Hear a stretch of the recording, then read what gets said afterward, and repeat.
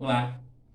Então, nesse segundo momento, a gente vai estar fazendo uma reflexão sobre a necessidade da gente avaliar, esse sujeito que chega diante de mim, entendendo que o diagnóstico, já trazido pela criança de casa, ou já prematuramente perceptível, aos nossos olhos no universo, ao percebermos ele em nossa sala de aula, esse diagnóstico ele não pode ser, o final de tudo. Essa criança ela pode dar uma reviravolta muito grande no seu processo de aprender, né? E a gente precisa estar ciente disso. Eu sou Ednei Messias, psicopedagogo, pós-graduando em terapia ABA, e a gente vai estar nesse momento, ampliando ainda mais, o nosso repertório de estratégias, para que a gente possa, ao ter um indivíduo com dificuldades de aprendizagem, a gente ter, estratégias de como a gente levá-lo a ele, trazer ele, tirar ele de uma condição, de não aprender, de uma condição de fracasso para uma condição, de melhor e mais significativo de aprendizagem. Tá bom? Vamos lá? Estamos juntos!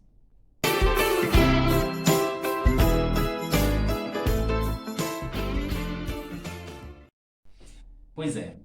Então, assim, nesse primeiro, aliás, nessa segunda aula, a gente vai estar, já que na primeira nós focamos o observar o sujeito, que chega diante de mim, hoje a gente vai estar avaliando, ou seja, a gente vai criar a estratégia de já observei, e agora observei que eu criei juntamente com a equipe escolar a queixa desse sujeito que está diante de mim, eu preciso continuar, já que eu vou estar com ele, eu preciso estar avaliando, Avaliar não no sentido de fazer uma prova, de medir o processo pedagógico, do que ele sabe, do que ele não sabe necessariamente, mas de estar avaliando todas as suas áreas, que são responsáveis, pela sua aprendizagem.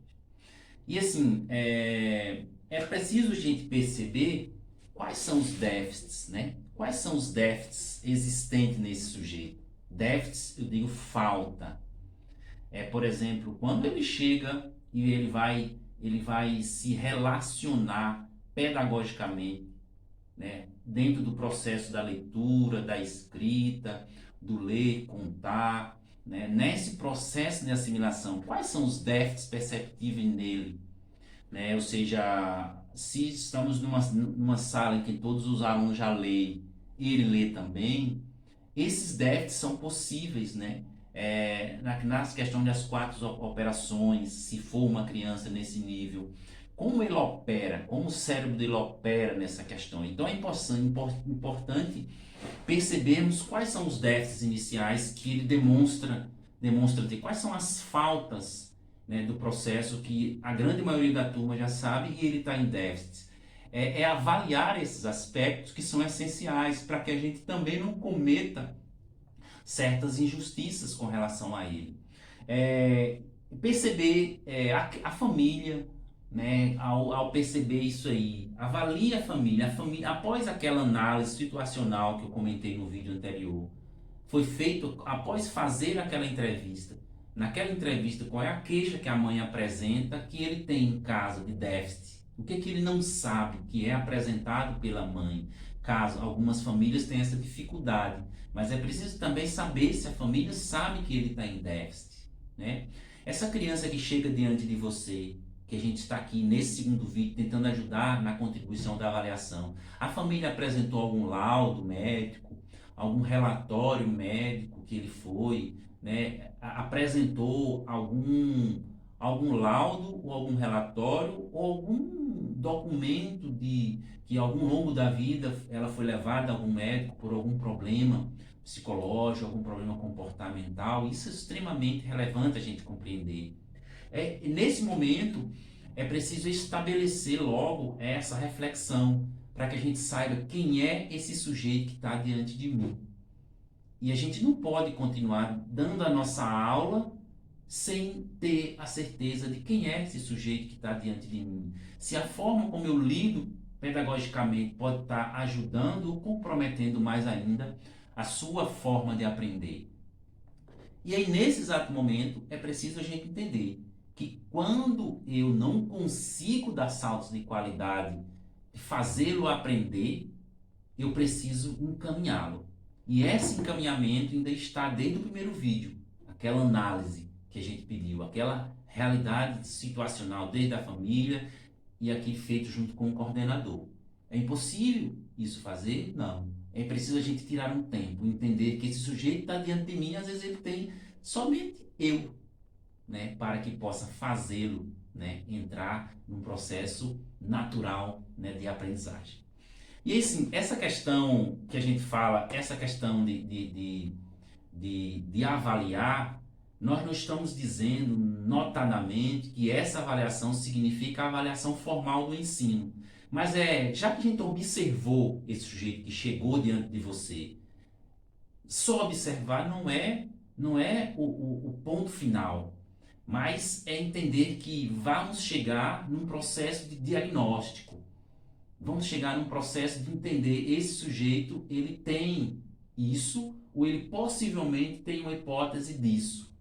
E o diagnóstico ou a hipótese, ele não pode ser, em hipótese nenhuma, ele não pode ser o ponto final. Ah, ele tem isso, ele não aprende. Não. Né? Esse processo aqui é da observação e da avaliação quais são os déficits existentes nele. Déficit que eu falo é a falta. Quais são as faltas? Ou seja, quais são as dificuldades que ele apresenta e que eu preciso saber para que eu possa dar saltos de qualidade, criar estratégia dele voltar a aprender a partir do que ele não sabe. E continuar dando saltos de qualidade a partir daquilo que ele sabe. E uma coisa importante, ele não precisa estar no nível da turma para que eu possa ajudá-lo a melhor dar saltos de qualidade na sua aprendizagem. Eu preciso entender que ele deve avaliar, ele deve evoluir a partir do que ele sabe e não a partir do que a turma sabe. E aí, assim, esse é um momento assim, extremamente relevante, porque quando no primeiro momento a gente olhou, observou ele, a gente criou uma certa roupagem, né? Ou não um rótulo e não um preconceito, mas uma roupagem de um perfil diagnóstico de quem é esse sujeito, quais são as dificuldades que ele apresenta, do ponto de vista pedagógico, cognitivo, do ponto de vista comportamental, sentimental. A gente traz para a avaliação e a gente vem percebendo, né? Ele sabe isso e não sabe aquilo. E aí automaticamente a gente cria, né, por uma lógica normal, natural do ser humano, a gente cria um pseudo-diagnóstico. Quando eu falo pseudo, digo algo que não é automaticamente, cientificamente comprovado. A gente cria, né, uma ideia do que ele possa ter. Aí a gente começa, ao dar a avaliação ou dar uma determinada atividade, a gente já rotula ele como impossível de resolução, alguns rotulam como fracassado e a gente não dá os saltos de qualidade. Isso quer dizer o seguinte, nenhum diagnóstico, nenhuma pseudo hipótese sobre o que ele venha ter ou não, até mesmo se vier um laudo médico, não pode ser o ponto final. Né? Essa criança ela é capaz de evoluir e passar por cima de um simples laudo. É só preciso a gente dar os nossos apontar do dedo, o nosso afeto e a nossa sensibilidade dentro do processo indicativo muito grande. E aí sim, tem alguns pensadores que diz que o que vai determinar a qualidade no aprendizado do sujeito, muitas vezes não é o laudo médico, não é a medicação que ele toma, mas são os sujeitos que essa pessoa encontrou durante a vida. São a forma como ela foi estimulada, a forma como ela foi tratada e a forma como ela foi motivada que vai dar saltos de qualidade. Porque a gente não vai medir a aprendizagem da criança com dificuldade de aprendizagem, não é pelo seu ler, escrever e contar, mas é pela sua evolução ao longo da vida. E muitos vão evoluir não necessariamente lendo, escrevendo e contando, mas vão evoluir de forma funcional. Funcional, digo, as funções da autonomia do corpo vão chegar para nós de forma bem paulatina. E isso é aprendizagem também.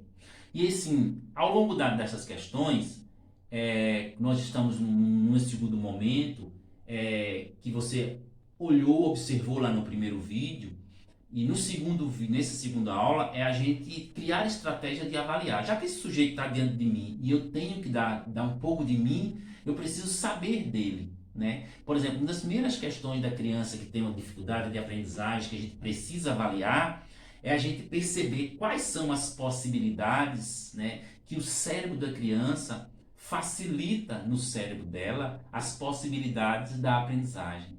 E a primeira possibilidade é a gente agir na emoção do sujeito. Fazer esse sujeito se sentir emocionalmente abalado do ponto de vista positivo. E emocionalmente abalado no sentido de dizer que ele vai estar dentro do seu ambiente e as emoções que você automaticamente, com o seu olhar pedagógico, sensível, humano, de educador, você fez brotar nesse sujeito um processo de emoção positiva, né? E toda emoção que é gerada cognitivamente no sujeito, de forma positiva, jamais ele esquece. E ele vai aprender com o processo da emoção, né? Ou seja, algo que ela viveu com você, professor, com você, coordenador, com você, diretor, né? Com você, estagiário, até mesmo com vocês, pais.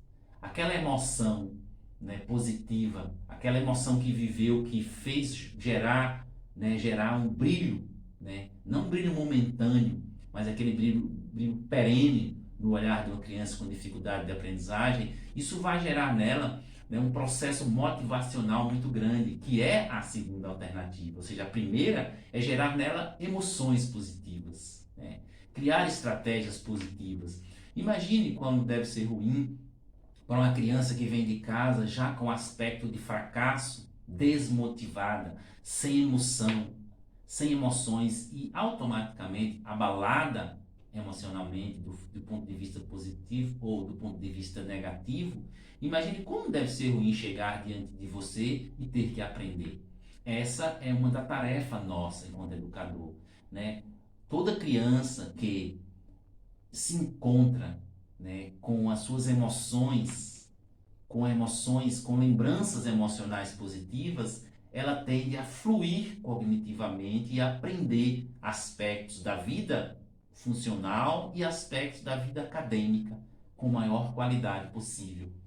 E assim, uma das segundas questões é se ele está automaticamente emocionado com o ambiente de estar ali aprendendo, vai gerar nele automaticamente um processo de motivação muito grande, né? Motivar é levá-lo para uma ação, né? Quando você gera emoção e automaticamente essa emoção o motiva para continuar estar ali naquela sala, continuar olhando para o professor, continuar dando, junto com o professor, aprendendo, independente de que a aprendizagem chega, essa motivação ela vai motivar, ela vai ensinar aspectos cotidianos para a ação do que ele pode possivelmente fazer. E aí, novamente, eu falo, nem sempre o processo de aprendizagem da criança com dificuldade de aprendizagem é ler, escrever e contar. Mas outras questões também serão importantes.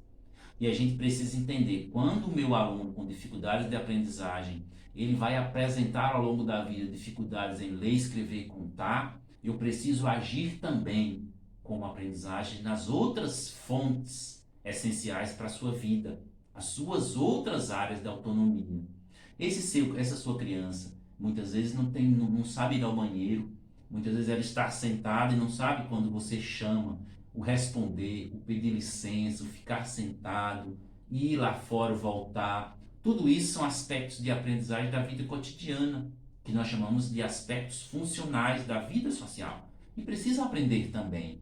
Então, ou seja, a escola pode muito ajudar, né, nesses aspectos. E uma terceira e uma questão super importante, que está diretamente no cérebro, a primeira que nós vimos foi a gente tentar agir, né, para que a criança com dificuldade de aprendizagem tenha emoções positivas, que isso gera no cérebro uma capacidade muito grande de aprender, e automaticamente vai para uma segunda alternativa, que seria cria nele uma motivação, motivar para a ação, e automaticamente, do ponto de vista pedagógico, do ponto de vista funcional, a repetição ela é extremamente relevante. O que eu quero dizer com isso, né?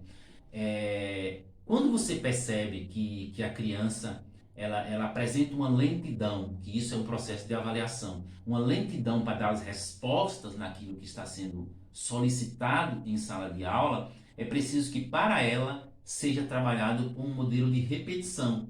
O modelo de repetição é aquele modelo que, enquanto as outras crianças você fala duas vezes e ela consegue assimilar, para essas crianças com um pouquinho de lentidão no processo de cognitivo, para ela você precisa falar mais duas, três, quatro, cinco, quantas vezes foram necessárias, porque por maior que seja a massificação, é o processo de aprendizagem desse sujeito, né? E isso é importante a gente entender.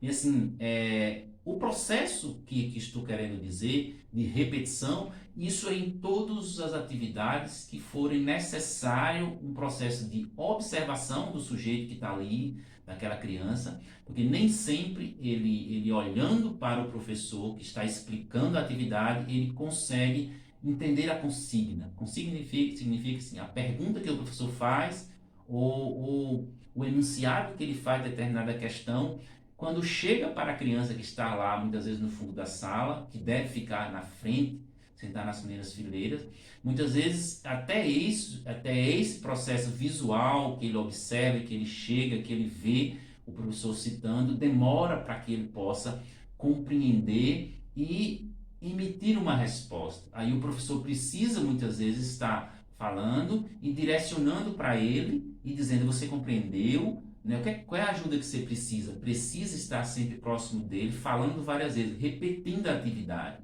E aí, quando ele vai para a prática, para a prática operacional de fazer a atividade, é preciso estar sempre reportando a ele, né? Repetindo não de forma demasiada, para que a sala perceba que ele está em déficit, não. Mas está criando estratégia de estar falando para ele sempre do enunciado, para que ele possa criar nele o repertório e dar as respostas, mesmo de forma lenta. Porque a aprendizagem, né, ela é diferente em cada sujeito, certo? O que a gente precisa, né, entender é que o cérebro, né, o cérebro de uma criança com dificuldade de aprendizagem, ele notadamente, né, se ele ainda não foi diagnosticado com uma deficiência intelectual, ele é mais lento para conseguir chegar às respostas, né? É muito mais lento. E isso precisa ser observado, né? Por que isso precisa ser observado? Para que a gente não cometa injustiça. Porque muitas vezes para uma criança que tem um processo de lentidão, de encontrar as respostas, de raciocinar sobre, né? Se você faz um probleminha de matemática e que você fala daquele probleminha de matemática lá no quadro, que 15, 16 alunos da sua sala já automaticamente ouviu ali você e abaixa a cabeça e começa a fazer, para uma criança com déficit cognitivo, eu falo, uma falta, né, da operacionalização da cognição, conforme os outros estão mais perene, ele vai precisar que você retome a cadeira dele e crie estratégias de minimizar aquele problema para que ele possa conseguir, né, internalizar qual foi o enunciado e iniciar a sua pergunta ou iniciar a construção da sua resposta. Né? E muitos podem estar ouvindo e falando: mas isso é difícil, professor. É difícil, né? Mas para a gente poder olhar no sujeito que tem dificuldade de aprendizagem e retomar a ele o olhinho dele brilhando porque está feliz que está ali, a gente precisa entender que ele também precisa, né, de mais tempo.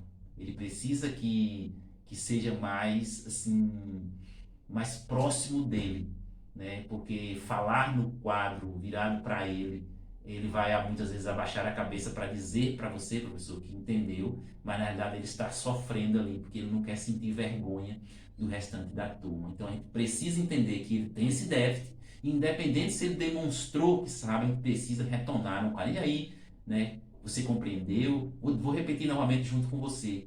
Né? Isso é importante para que a gente possa continuar dando saldo de qualidade, a gente levantar estratégias, né, para que ele possa dar saltos de qualidade e aprender consideravelmente. E assim, é importante num conjunto desse, por que é importante a gente falar de avaliar? Né? Avaliar o sujeito que está diante da gente para que a gente não cometa injustiças. Né? E assim, o que é que nesse exato momento, né, existem 4 questões, né, que eu trago aqui que gera assim uma desmotivação muito grande nas crianças com deficiência ou com déficit cognitivo ou com dificuldade de aprendizagem que aparecem na nossa sala de aula. Existem 4 questões que é preciso que nós educadores compreendemos que são extremamente, né, extremamente negativa para os sujeitos que já carregam dentro de si essa ideia do fracasso, né? A primeira questão a gente precisa perceber, quando a gente fala assim, na sala de aula, a gente convida um determinado aluno desse para fazer, normalmente ele fala assim, eu não sei, né? Eu não sei, eu não consigo. Todas as respostas dele vai ser essa, eu não sei, eu não consigo, né? Eu sou isso, sou aquilo. Essas palavras extremamente negativas é do sujeito, é da criança que chega na sua sala de aula com um fracasso internalizado, né? Essa é uma das primeiras questões. E assim, ele vai demonstrar para você, uma segunda questão, que ele vai sentir que não é capaz.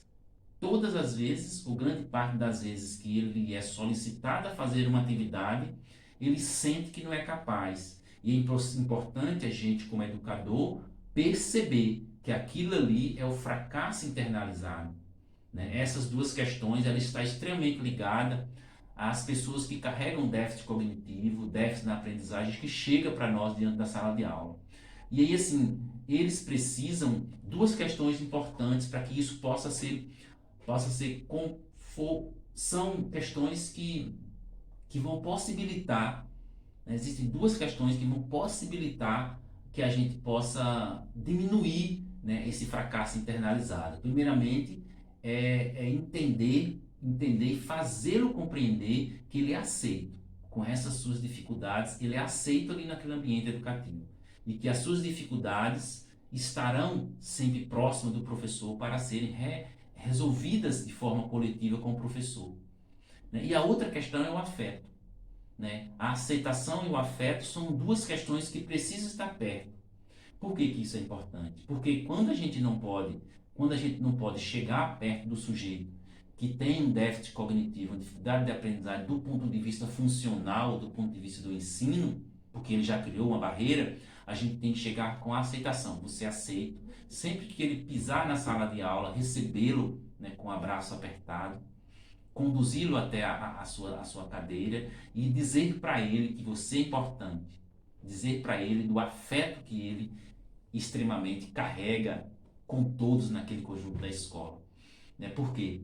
Porque quando a gente não consegue chegar perto do sujeito a partir do giz, ou da caneta, ou de um lápis, ou de um livro, porque ele já trouxe de dentro de casa que aquelas questões estão externalizadas nele, que ele não consegue dar salto de qualidade, que ele é um fracassado, né? A gente precisa chegar perto dele do ponto de vista de aceitação.